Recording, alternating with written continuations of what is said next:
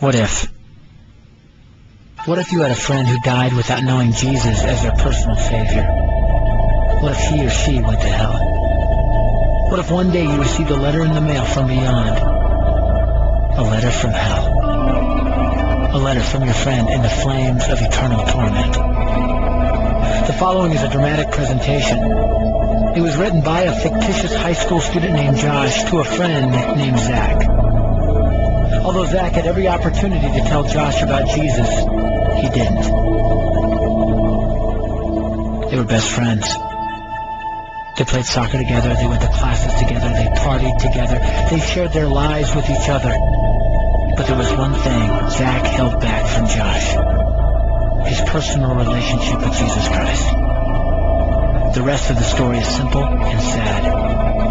A few too many beers, a tragic drive home, a crash, a death, a funeral, a letter. Here is that letter in its entirety. A letter from hell.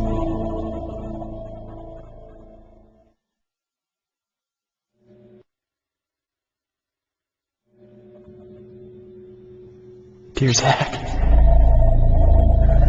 I died today. It's a lot different than I expected. You see, I always thought dying would bring me into a world that's foggy and hazy. But this place is crystal clear. It's even more real than my life on Earth. I can think. I can talk. I can even feel. Right after the wreck, I could feel my spirit leaving my body. It was the weirdest thing, Zach. I thought I heard you screaming out to me, man. I must have been just imagining things. At first, I was just standing in line, getting registered, I guess. They asked me for my name, and began to look at this thing they called the Book of Life. I guess they couldn't find it, though, because this huge angel standing next to me grabbed me by the arm and started dragging me away. I was terrified. I had no idea what was going on. I asked the angel where he was taking me, but he didn't answer. So I asked him again. Finally, he told me that only those whose names were written in the Book of Life could enter into heaven. And the rest would be condemned to hell forever. Man, I was scared. The angel threw me into some kind of folding cell where I've been sitting and thinking for a long, long time. Do you want to know what I've been thinking about? I've been thinking about you.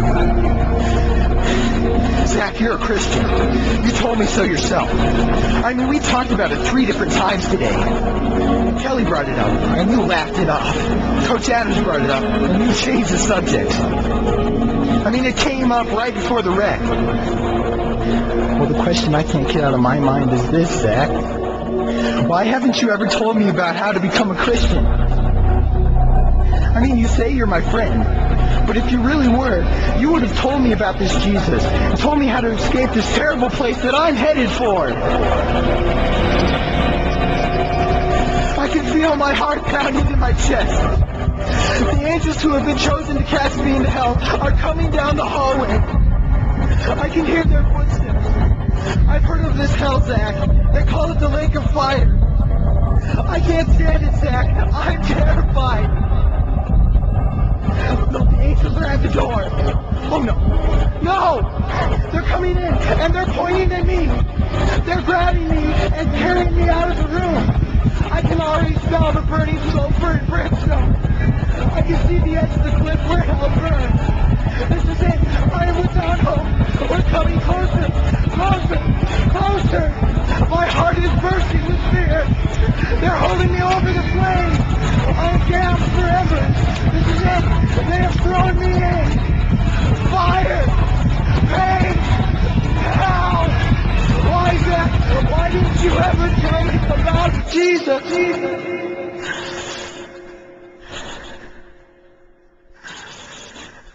Signed,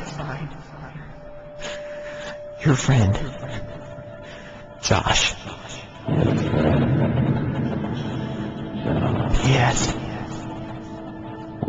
Wish you were here. Wish you were here. Wish you were here. Wish you were here. Wish you were here. Wish you were here. Wish you were here.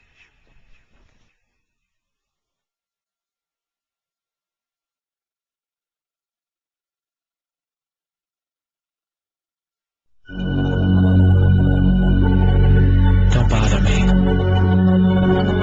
Don't bother me with souls to save. I have my own agenda.